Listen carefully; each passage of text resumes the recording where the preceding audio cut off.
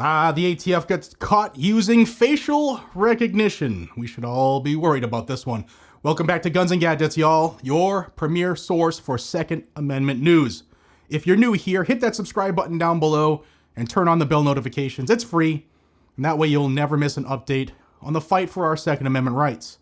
Now, before we dive into today's story, we want to thank the sponsor of the video, it's Sonoran Desert Institute. If you're looking to start a career in firearms technology or expand your knowledge, SDI offers accredited online programs to help you achieve your goals. Check them out using the link down below. It's sdi.edu/GNG. All right, let's get into this one. Let's talk about a major revelation that came out this week that the ATF is using facial recognition technology to identify gun owners. What kind of gun owners? That's going to be the clue here. Now, several reports confirm that the ATF has access to and uses facial recognition systems to track individuals, including gun owners. Now, the Government Accountability Office, it's the GAO, they documented that the ATF has utilized Clearview AI, Vigilant Solutions, and other systems owned by federal, state, local, and tribal agencies. For those unfamiliar, Clearview AI is a massive database of over 30 billion facial images scraped from public sources like news sites, mugshots, and even social media. But here's the kicker. The ATF admitted to using these tools without proper training for their agents. So that means the ATF agents were running facial recognition searches without understanding exactly how the technology works or how accurate it is or how to interpret the results. They were just going hog wild running faces through this program. Now, the GAO criticized federal agencies, warning that facial recognition technology can lead to wrongful arrests and violate civil rights and civil liberties. In fact, the ATF's use of this technology could have a chilling effect on your First and Second Amendment rights. From October of 2019 to March of 2022, the ATF conducted at least 549 searches that we're aware of using facial recognition. Now, the ATF claims that they stopped using this technology in April of 2023, but new reports say otherwise. A July of 2024 report by Senator Ron Johnson regarding the attempted assassination of President Trump in Butler, Pennsylvania, revealed some shocking news. The ATF was involved in running facial recognition scans on suspects. Now, why is the ATF, the agency responsible for regulating firearms, why are they handling facial recognition for a presidential attempted assassination? Now, that's the serious question, and it only adds to the growing concerns about what the ATF is really doing with this technology. The FBI could have done that.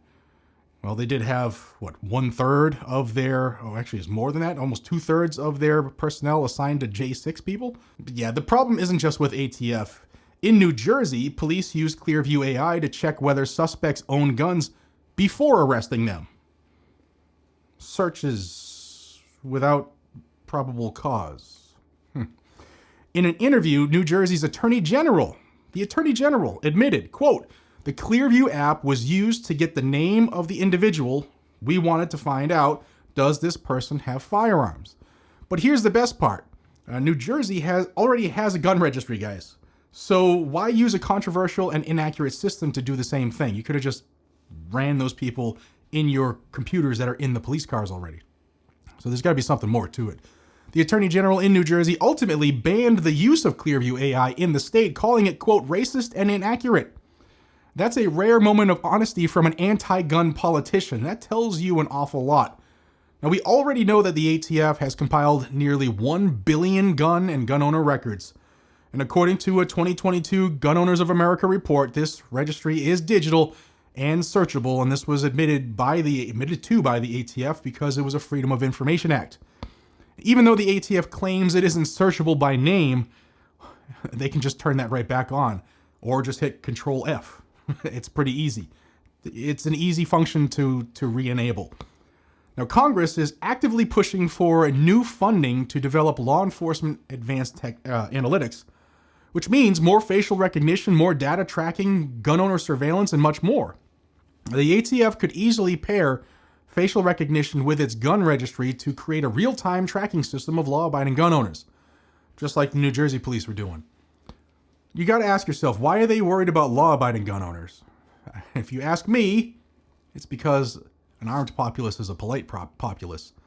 Now, anti-gun politicians in Congress are already pushing the AIM Act, AIM, which would remove restrictions for the ATF, expand its ability to collect and analyze data, and potentially fund more facial recognition programs.